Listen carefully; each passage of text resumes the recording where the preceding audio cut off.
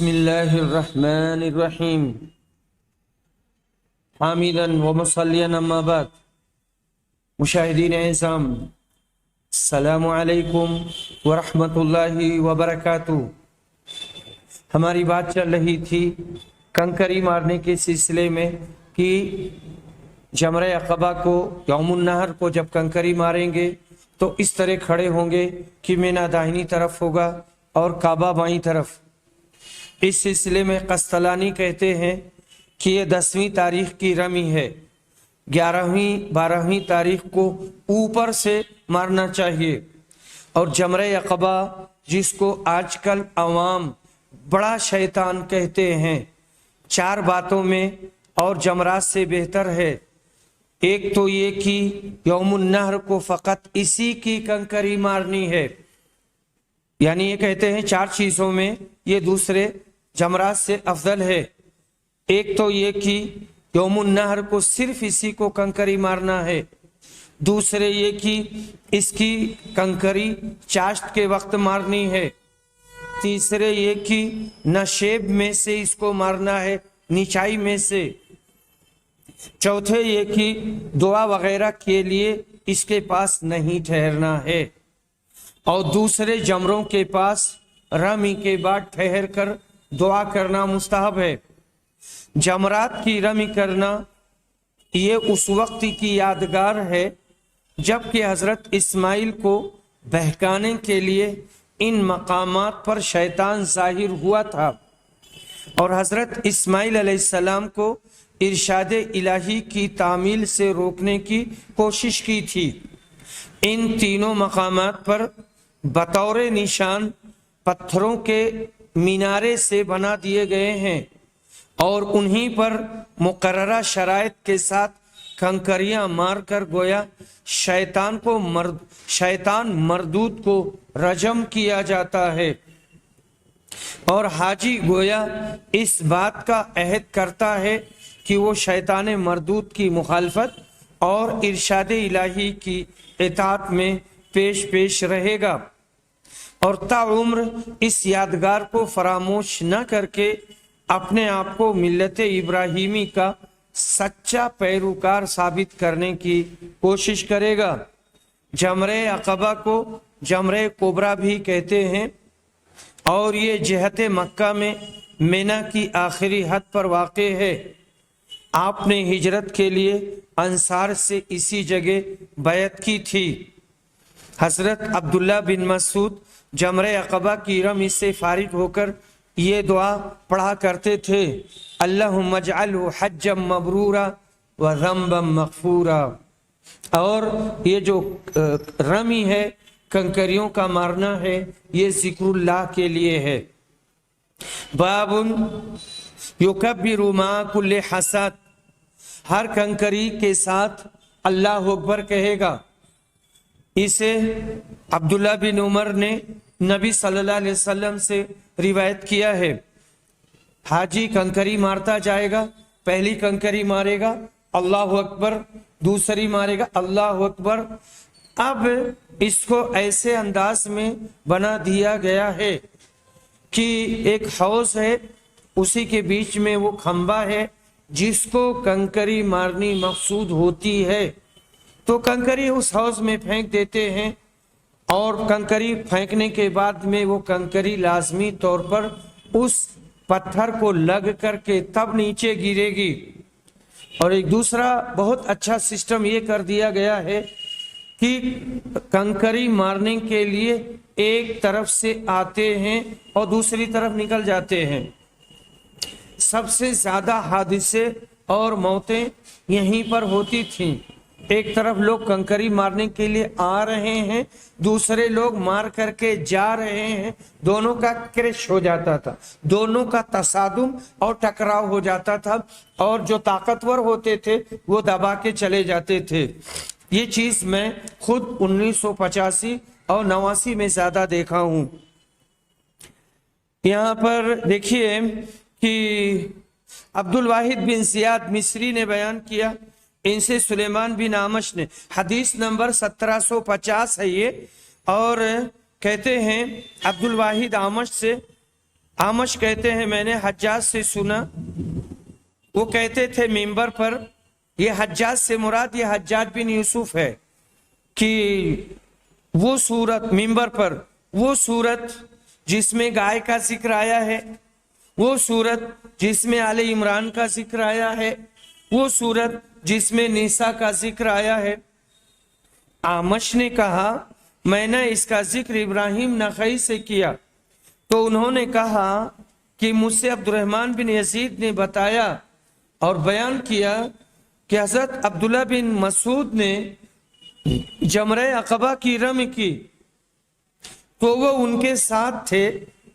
उस वक्त वो वादी के नशेब में उतर गए, नीचाई में, और जब दरख्त के बराबर नीचे उसके सामने होकर 7 कंकरियां मारी, तो हर कंकरी के साथ अल्लाह अकबर कहते थे। फिर कहा कसम है उस जात की जिसके सिवा कोई माबूद नहीं। यहीं वो शख्सियत खड़ी हुई थी जिस पर सूरे बकरा नाजिल हुई। मालूम हुआ कि कंकरी जुदा जुदा मारनी चाहिए, अलग अलग, और हर एक के मारते वक्त अल्लाह अकबर कहना होगा।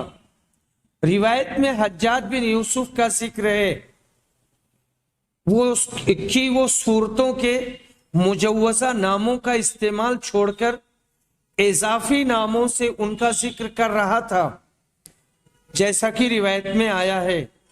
इस पर हजरत इब्राहिम नखई ने अब्दुल्ला बिन मसूद की इस रिवायत का जिक्र किया कि वो सूरतों के मुजव्वजा नाम ही लेते थे और यही होना चाहिए। इस बारे में हज्जाज बिन यूसुफ का ख्याल दुरुस्त नहीं था। उम्मत इस्लामिया में ये शख्स सफ़ाक, बेरहम और जालिम के नाम से मशहूर है, जिसने 1 लाख से ज्यादा लोगों का खून किया है, कि इसने जिंदगी में अल्लाह जाने कितने बेगुनाहों का नाहक खून किया है और उनका खून उसकी पुश्त पर है। हदीस में मुताबिकत जाहिर है। इब्ने मुनय्यिर ने कहा कि अब्दुल्ला बिन मसूद ने खुसूसियत के साथ सूरे बकरा का जिक्र इसलिए किया कि इसमें अल्लाह ने रमी का जिक्र फरमाया है।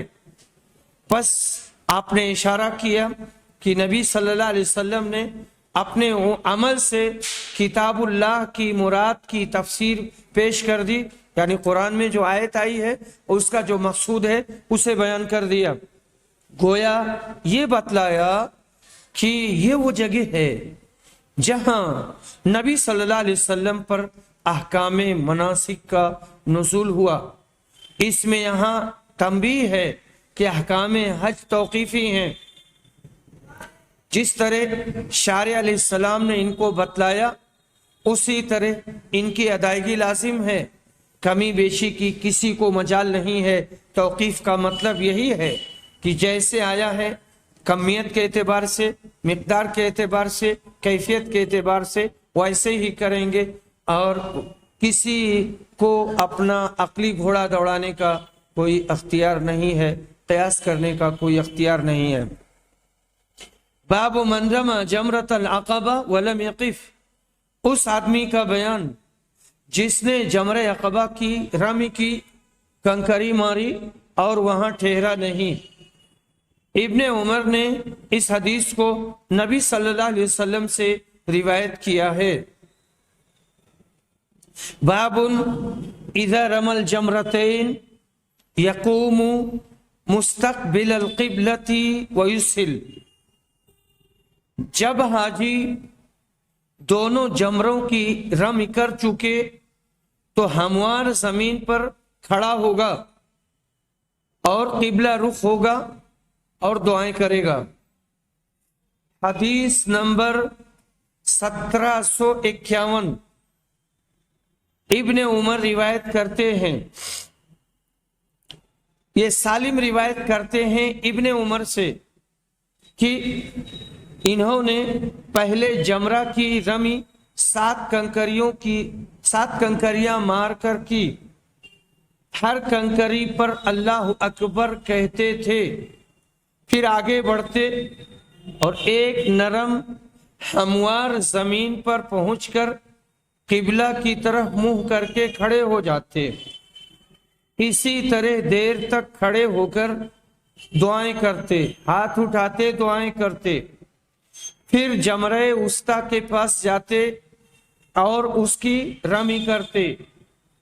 फिर बाईं तरफ बढ़ते और हमवार जमीन पर किबला की तरफ मुंह करके खड़े हो जाते और देर तक दुआएं करते।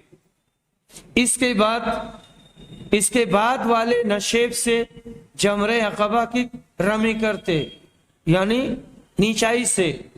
इसके बाद आप खड़े ना होते बल्कि वापस चले आते और कहते कि मैंने नबी अकरम सल्लल्लाहु अलैहि वसल्लम को इसी तरह करते हुए देखा है। ये आखिरी रमी 11वीं तारीख में सबसे पहले रमी जमरा की है। यह जमरा मस्जिद खैफ से करीब पड़ता है। यहाँ न खड़ा होना है न दुआ करना। ऐसे मौके पर अकल का दखल नहीं है, सिर्फ शारे अलैहिस्सलाम का इत्तिबा जरूरी है। ईमान और इताअत इसी का नाम है। जहाँ जो काम मनकूल हुआ है वहाँ वही काम सरअंजाम देना चाहिए और अपनी नाकिस अक्ल का दखल हरगिज न दें।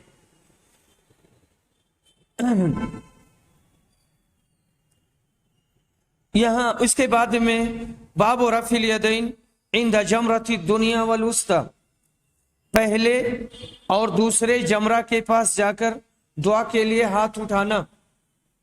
जुमहूर उलमा के नजदीक हाथ उठाकर जमरे उला और जमरे उस्ता के पास दुआ मांगना मुस्तहब है।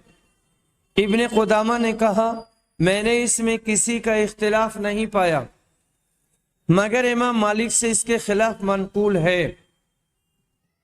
हदीस नंबर 1752, सालिम बिन अब्दुल्ला ये रिवायत करते हैं कि अब्दुल्ला बिन उमर पहले जमरा की रमी 7 कंकरियों के जरिया करते, यानी 7 कंकरियां मारते और हर कंकरी पर अल्लाह का नाम लेते, यानी अल्लाह अकबर कहते।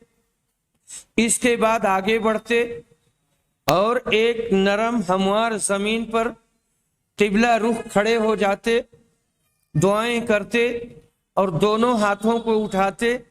फिर जमरे उस्ता की रम इसी तरह करते और बाएं तरफ आगे बढ़कर एक नरम जमीन पर किबला की तरफ मुंह करके खड़े हो जाते, देर तक दुआएं करते। फिर जमरे अक़बा की रमी बतने वादी से करते, लेकिन वहां ठहरते नहीं थे।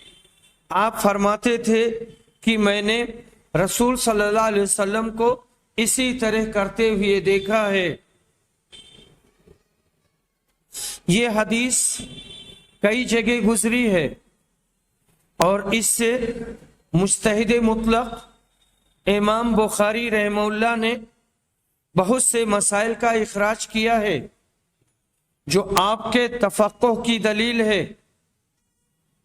उन लोगों पर बेहद अफसोस है जो ऐसे फकीह आजम फासिले मुकर्रम इमाम मुअद्दम रहमहुल्लाह की शान में तनकीस करते हुए आपकी फ़ुकाहत और रिवायत और दिरायत का इनकार करते हैं और आपको महज नाकिले मुतलक कहकर अपनी नासमझी या तासुबे बातनी का सबूत देते हैं।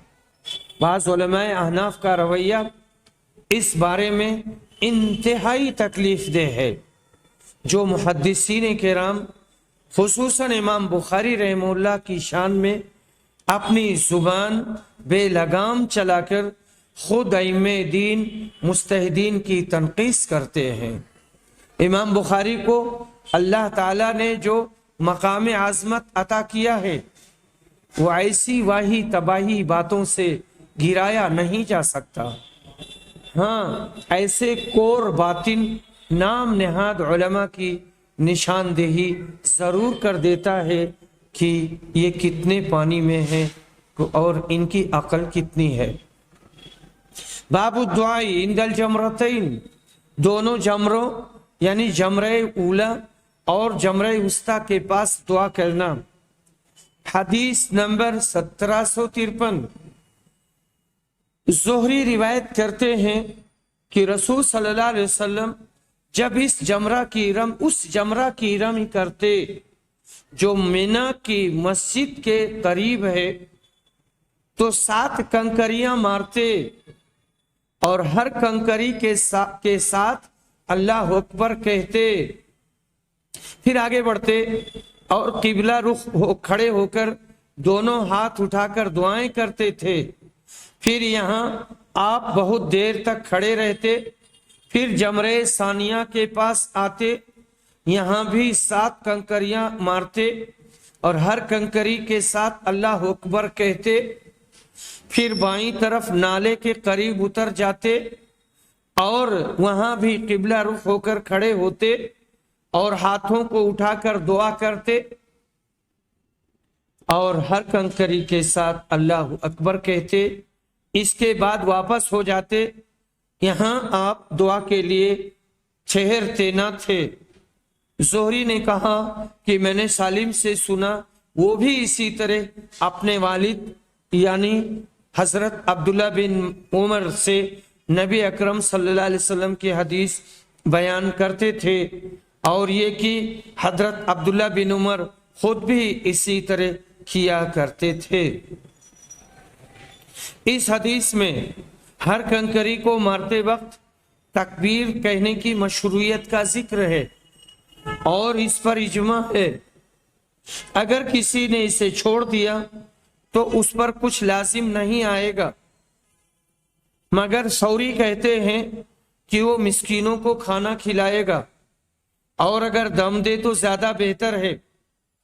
اس حدیث سے یہ بھی معلوم ہوا کہ 7 کنکریوں سے رمی کرنا مشروع ہے، اور یہ کہ رمی کے بعد قبلہ رخ ہو کر کافی دیر تک کھڑے کھڑے دعا مانگنا بھی مشروع ہے، یہاں تک کہ عبداللہ بن عمر جمرتین کے نزدیک اتنی دیر قیام فرماتے جتنی دیر میں سورہ بقرہ ختم کی جاتی ہے۔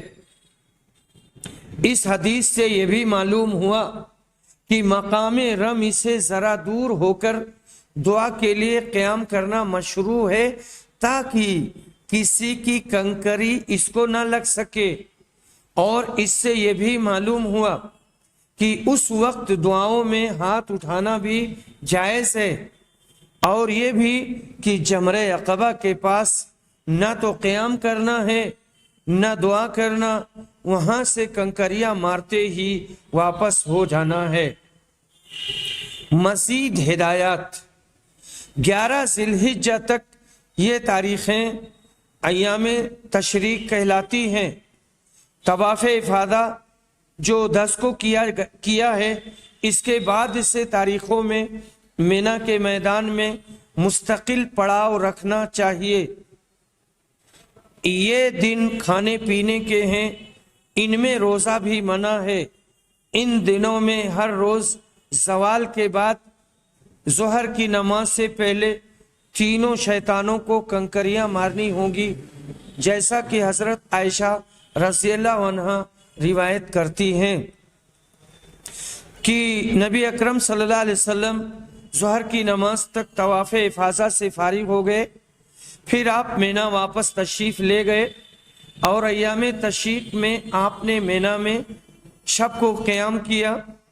زوال شمس کے بعد آپ روزانہ رمی جمار کرتے، ہر جمرہ پر 7 کنکریاں مارتے اور ہر کنکری پر اللہ اکبر کہتے۔ جمرہ اولا جمرہ ثانیہ کے پاس بہت دیر تک قیام کرتے اور اللہ تعالیٰ کے سامنے گریہ وزاری فرماتے۔ جمرہ ثالثہ پر کنکری مارتے वहां क़याम नहीं करते थे। इस तरह 13 ज़िलहिज के वक्त ज़वाल तक मीना में रहना होगा। इन अय्याम में तकबीरात भी पढ़नी ज़रूरी है। कंकरियां बाद नमाज ज़ोहर भी मारी जा सकती हैं। रमी जमार क्या है? यहाँ पर पहले एक बात मैं दोहरा दूं कि यह मजीद हिदायत के सिलसिले में ये बात कही है 11 ज़िलहिज तक, ये 13 ज़िलहिज जो होना चाहिए, 11 से तो उसकी इब्तिदा होती है, 11, 12, 13 ये 3 अय्याम तशरीक हैं। रमी जमार क्या है? कंकरियां मारना, सफा और मरवा की सही करना, ये अमल जिक्रुल्लाह को कायम रखने के लिए हैं।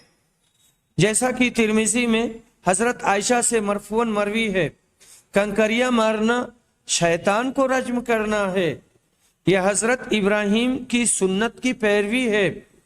आप जब मनासिके हज अदा कर चुके तो जमरे अक़बा पर आपके सामने शैतान आया, आपने उस पर 7 कंकरियां मारी जिससे वो जमीन में धंसने लगा। फिर जमरे सानिया पर वो आपके सामने आया तो आपने वहां भी 7 कंकरियां मारी जिससे वो जमीन में धंसने लगा। फिर जमरे सालिसा पर आपके सामने आया तो भी आपने 7 कंकरियां मारी जिससे वो जमीन में धंसने लगा। ये इसी वाकया की यादगारें हैं। कंकरियां मारने से मुहलिक तरीन गुनाहों में से एक गुनाह माफ होता है। नीज कंकरियां मारने वाले के लिए क़यामत के रोज वो कंकरी बाइस रोशनी होगी। जो कंकरियां बारी ताला के दरबार में दर्जे कबूलियत को पहुंचती हैं वो वहां से उठ जाती हैं। अगर ये बात ना होती तो पहाड़ों के ढेर लग जाते। यहाँ पर इन्होंने हवाला दिया है मिशकात का, मजमू ज़वाइद का। तो ये जिम्मेदारी हमारे शारिह की है। अब उसके बाद में कहते हैं कि हर जमरात के सिलसिला में अलग अलग तफसील लिखी है। जमरे उला ये पहला मनारा है जिसको पहला शैतान कहा जाता है। ये मस्जिद खैफ की तरफ बाजार में है। 11 तारीख को इसी से कंकरियां मारनी शुरू करें। कंकरियां मारते वक्त किबला शरीफ को बाईं तरफ और मीना दाईं तरफ दाईं हाथ करना चाहिए। अल्लाह अकबर कहकर एक एक कंकरी फेंकेंगे। जब सातों कंकरियां मार चुके तो किबला की तरफ चंद कदम बढ़कर जाएं और किबला रुख होकर दोनों हाथ उठाकर तस्बीह, तहमीद, तहलील और तकबीर पुकारें, यानी सुभान अल्लाह, अल्हम्दुलिल्लाह, ला इलाहा इल्लल्लाह, अल्लाह अकबर, और खूब दुआएं करें। मसनून तरीका यह है कि इतनी देर तक यहाँ दुआ मांगें और जिक्र व अस्कार करें जितनी देर सूरे बकरा की तिलावत में लगती है। इतना ना हो सके तो जो कुछ हो सके उसको गनीमत समझें। जमरे उस्ता ये दरमियानी मनारा है। जिस तरह जमरे उला को कंकरियां मारी थीं उसी तरह इसको भी मारें और चंद कदम बाईं तरफ हटकर नशेब में किबला रू खड़े होकर दुआएं मांगें और बकदरे तिलावते सूरे बकरा के हम दो सना में मशगूल रहें और खूब दुआएं करें। जमरे अक़बा ये मनारा बैतुल्लाह की जानिब है। इसको बड़े शैतान के नाम से पुकारा जाता है। इसको भी उसी तरह कंकरियां मारे। हाँ, इसको कंकरियां मारकर यहाँ ठहरेंगे नहीं और ना यहाँ जिक्र अस्कार और दुआएं करेंगे। ये 13 ज़िलहिज के ज़वाल तक का प्रोग्राम है, यानी 13 की ज़वाल तक मीना में रहकर रोजाना वक्त मुकर्ररा पर रमी जिमार करना है और जमरों को कंकरी मारना है। हाँ, जरूरतमंदों मसलन ऊंट चराने वालों, आबे ज़मज़म के खादिमों और दूसरे जरूरी काम काज करने वालों के लिए इजाजत है कि 11 तारीख ही को 11 के साथ 12 तारीख की भी इकट्ठी 14 कंकरियां मारकर चले जाएं, फिर 13 को 13 की कंकरियां मारकर मिना से रुखसत हो जाना चाहिए। अगर कोई 12 ही को 13 की भी कंकरी मार दे और मिना से रुखसत हो जाए तो दर्जे जवाज में है, मगर बेहतर नहीं है। दौरान क़याम मिना में नमाज बाजमात मस्जिद खैफ में अदा करें। यहाँ नमाज जमा नहीं कर सकते, हाँ कसर कर सकते हैं। कसर कर सकते हैं नहीं, बल्कि कसर करना ही चाहिए। जमरों के पास वाली मस्जिदों की दाखिली और उनका तवाफ करना बिदात है। मिना से 13वीं तारीख को ज़वाल के बाद तीनों शैतानों को कंकरियां मारकर मक्का शरीफ को वापसी है। कंकरियां मारते हुए सीधे वादी मुहस्सब को चले जाएं। ये मक्का शरीफ के करीब एक घाटी है जो एक संगरेजा जमीन है। हसीबुल बत और बतहा और खैफे बनी किनाना भी इसी के नाम हैं। यहाँ उतरकर नमाज ज़ोहर, असर, मगरिब और इशा अदा करें और सो जाएं। सुबह सवेरे मक्का शरीफ में 14 की फज्र के बाद दाखिल हों। रसूल अकरम ने ऐसा ही किया था। अगर कोई इस वादी में न ठहरे तो कोई हरज नहीं है, मगर सुन्नत से महरूमी रहेगी। यहाँ ठहरना अरकान हज में से नहीं है। इसी को कहा गया है अत्तहसीबु लैसा बिशै, यानी वादी मुहस्सब में उतरना, इसका ताल्लुक न हज से है और उम्रा तो मक्का ही में किया जाता है, हज के किसी रुकन से नहीं है। लेकिन हमारी कोशिश ये होनी चाहिए जहां तक हो सके सुन्नत तर्क ना हो। बाबु तीब बाद रमील जिमारी वल हल्क़ी क़ब्ल अल इफ़ादा, रमीए जिमार के बाद खुशबू लगाना और तवाफुज़ ज़ियारा से पहले सर मुड़ाना। इमाम बुखारी रहमहुल्लाह ने बाप की हदीस से ये मजमून इस तरह निकाला कि दूसरी रिवायत से साबित है कि आप जब मुज़दलिफ़ा से लौटते तो हजरत आयशा आपके साथ न थी। यहाँ पर इबारत ऐसे है, आप जब मुज़दलिफ़ा से लौटे तो हजरत आयशा रज़ियल्लाहु अन्हा आपके साथ न थी।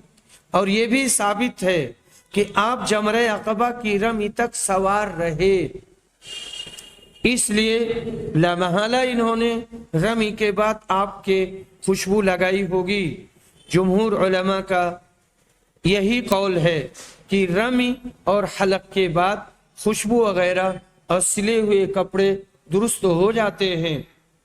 सिर्फ औरतों से सोहबत करना दुरुस्त नहीं होता, तवाफुज़ ज़ियारा के बाद वो भी जायज हो जाती है।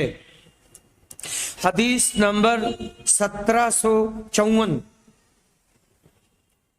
अब्दुर्रहमान बिन कासिम कहते हैं कि मैंने हजरत आयशा से सुना, वो फरमाती हैं कि मैंने खुद अपने हाथों से रसूल सल्लल्लाहु अलैहि वसल्लम के को खुशबू लगाया जब आपने एहराम बांधना चाहा।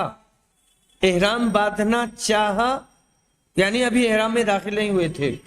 इस तरह एहराम खोलते वक्त भाई मैंने खुशबू लगाई जब आपने तवाफुज़ ज़ियारा से पहले आपने रमी कर ली थी, आपने कुर्बानी कर ली थी और हलक कर लिया था। वह बसतत यदहा, और इन्होंने अपना हाथ फैलाया था। यहाँ पर इसके अल्फाज इस तरह से हैं कि कासिम अपने वक्त के सबसे बड़े आलिम थे। वो कहते हैं कि मैंने आयशा से सुना, वो कहती हैं मैंने रसूल सल्लल्लाहु अलैहि वसल्लम को अपने इन्हीं दोनों से खुशबू लगाई थी। आपने जब एहराम बांधने का इरादा किया था उस वक्त, और जब आपने एहराम खोला था, एहराम खोलने के बाद में तवाफ ज़ियारत से पहले। बाब तवाफिल वदाई, तवाफ वदा का बयान। इसको तवाफ सद्र भी कहते हैं। अक्सर उलमा के नज़दीक ये तवाफ वाजिब है और इमाम मालिक वगैरह इसको सुन्नत कहते हैं, मगर सही हदीस से ये साबित है कि हैज़ व निफास के उज़्र से इसका तर्क कर देना और वतन को चले जाना दुरुस्त है और जायज़ है। हदीस नंबर 1755। इब्ने अब्बास रज़ियल्लाहु अन्हु रिवायत करते हैं कि लोगों को इस बात का हुक्म दिया गया था कि उनका आखिरी अहद और आखिरी काम, आखिरी वक्त बैतुल्लाह का तवाफ हो। अलबत्ता हैज़ वालों को इससे रुख्सत दे दी गई है और उनको माफ कर दिया गया है। हदीस नंबर 1756। इब्ने कतादा रिवायत करते हैं कि अनस बिन मालिक ने इनको बताया कि नबी सल्लल्लाहु अलैहि वसल्लम ने ज़ोहर और असर की नमाज पढ़ी, मगरिब की नमाज पढ़ी, इशा की नमाज पढ़ी, फिर थोड़ी देर के लिए वादी मुहस्सब में सो गए, फिर सवार हुए, सवार होकर के काबा आए, काबा का तवाफ किया। बाबुन इज़ा हाज़तिल मरअतु बाद मा अफ़ाज़त। तो तवाफ़े वदा करना है और जो हाइज़ा औरतें हैं या निफास वाली औरतें हैं उनके लिए वो नहीं है, ये लोग सफ़र कर सकती हैं। लेकिन अगर तवाफ़े इफ़ाज़ा के बाद औरत हाइज़ा हो जाती है तो फिर इसका मसला क्या होगा। आयशा रज़ियल्लाहु अन्हा रिवायत करती हैं कि नबी सल्लल्लाहु अलैहि वसल्लम की बीवी सफिया बिनते हुई हज्जतुल वदा के मौका पर हाइज़ा हो गई, तो मैंने इसका जिक्र रसूल सल्लल्लाहु अलैहि वसल्लम से किया। आपने कहा क्या ये हमें रोक देंगी? लोगों ने कहा कि इन्होंने तवाफ़े इफ़ाज़ा कर लिया है। तब आपने कहा फिर कोई बात नहीं और कोई हरज नहीं है। ये हदीस नंबर 1757 है। इसके बाद वाली जो हदीस है वो है 1758 और 1759 एक साथ आई है।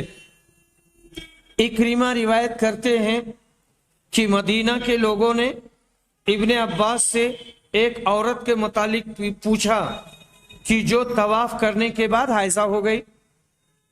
आपने उन्हें बताया कि उसे ठहरने की जरूरत नहीं, बल्कि वो कूच कर जाए और अपने घर पलट जाए।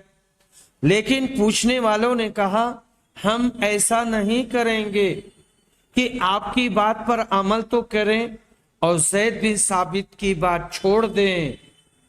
इब्ने अब्बास ने कहा जब तुम मदीना पहुंच जाओ तो ये मसला वहां के अकाबिरे साहबा से जाकर के पूछना।